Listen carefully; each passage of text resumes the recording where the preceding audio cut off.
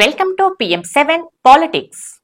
ఏపీలో గత వైసీపీ ప్రభుత్వంలో సీఎంగా ఉన్న వైఎస్ జగన్ కు బాధితుడైన రెబల్ ఎంపీ రఘురామకృష్ణంరాజు ఇప్పుడు కూటమి ప్రభుత్వంలో టీడీపీ ఎమ్మెల్యేగా అసెంబ్లీ డిప్యూటీ స్పీకర్ గా ఉన్నారు.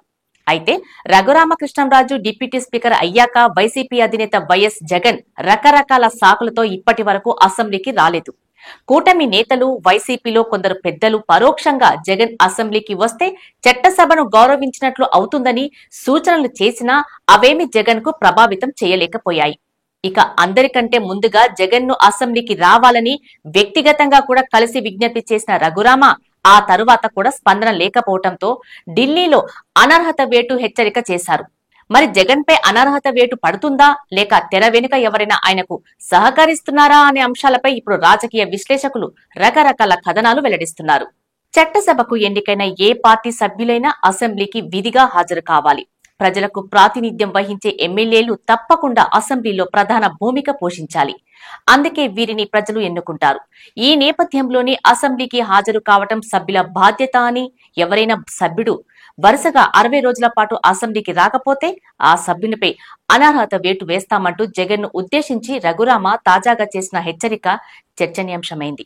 ఎమ్మెల్యేలపై అనర్హత వేటుకు రాజ్యాంగంలో పలు నిబంధనలు ఉన్నాయి. అయితే ఇందులో అసెంబ్లీకి వరుసగా 60 రోజులు రాకపోతే అనర్హత వేటు వేయొచ్చా లేదా అనే దానిపై నిబంధనలు ఏం చెబుతున్నాయో ఒకసారి చూద్దాం. భారత రాజ్యాంగంలోని ఆర్టికల్ 191 ప్రకారం ఒక ఎమ్మెల్యేను అనర్హుడిని చెయ్యాలంటే కేంద్ర రాష్ట్ర ప్రభుత్వాల్లో లాభదాయకమైన హోదాలో ఉంటే చెయ్యొచ్చు.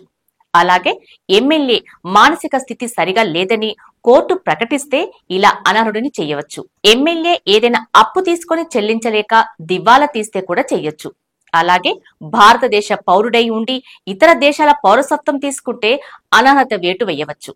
ఇలా ఆర్టికల్ 191లోని షరతుల వల్ల ఎవరినైనా అనర్హులుగా ప్రకటించాల్సి వస్తే ఈ నిర్ణయం అంతిమంగా రాష్ట్ర గవర్నర్ తీసుకోవాలి. ఈ నిర్ణయానికి వచ్చే ముందు గవర్నర్ ఎన్నికల కమిషన్ తో సంప్రదింపులు జరపాల్సి ఉంటుంది.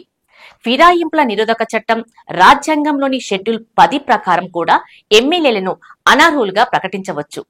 ఎమ్మెల్యే రాజకీయ పార్టీ సభ్యత్వాన్ని స్వచ్ఛందంగా వదులుకుంటే ఎమ్మెల్యే తమ రాజకీయ పార్టీ జారీ చేసిన ఆదేశాల ప్రకారం పార్టీ నుండి ముందస్తు అనుమతి పొందకుండా సభలో ఓటు వేసినా లేదా ఓటు వేయకుండా దూరంగా ఉంటే కూడా అనర్హత వేటు వేయవచ్చు. ఏ పార్టీకి సంబంధం లేకుండా ఎమ్మెల్యేగా ఎన్నికైతే ఎన్నికల తర్వాత రాజకీయ పార్టీలో చేరవచ్చు. కానీ పార్టీలోని 1/3 మంది ఎమ్మెల్యేలు తమ సభ్యత్వాన్ని వదులుకుంటే ఫిరాయింపుల నిరోధక చట్టంలోని నిబంధనలు వర్తించవు. బదులుగా దీన్ని విభజనగా పరిగణిస్తారు. ఫిరాయింపుల నిరోధక చట్టం కింద అనర్హత వేటు స్పీకర్ నిర్ణయంపై ఆధారపడి ఉంటుంది. ఇక పార్లమెంటు వరకు మాత్రం ఒక ఎంపీ స్పీకర్ కు ఎలాంటి సమాచారం ఇవ్వకుండా వరుసగా 60 రోజుల పాటు సమావేశాలకు హాజరు కాకపోతే మాత్రం అనర్హత వేటు వేసే అవకాశం ఉంది. దీంతో గతంలో ఎంపీగా పనిచేసిన రఘురామ ఈ నియమాన్ని అసెంబ్లీకి వర్తింపజేసి చెప్పి ఉంటారని భావిస్తున్నారు. ఇది కాకపోతే మాత్రం ఎమ్మెల్యేపై అసెంబ్లీకి 60 రోజులు రాలేదన్న కారణంతో అనర్హత వేటు కుదరదని నిపుణులు చెబుతున్నారు. మరోవైపు అసెంబ్లీ అధికారులు మాత్రం సభ్యుల అనర్హతపై స్పీకర్దే తుది నిర్ణయం అంటున్నారు.